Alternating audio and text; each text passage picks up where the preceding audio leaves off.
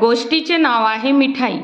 गोष्टीतल्या गाढवाला एकदा गोड खायची इच्छा झाली. त्याने आपल्या सर्व मित्रांना काहीतरी गोड खायला मागितले. चला बघूया.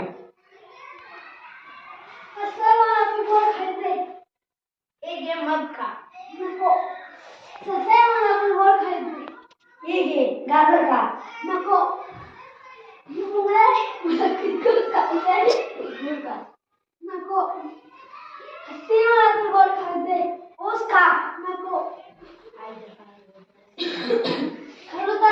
गोड खायचे. या आंबे खा नको. माझा गोड खायचे. चला आपण मिठाईचे दुकानात जाऊ. म्हणा सगळे चला. चला.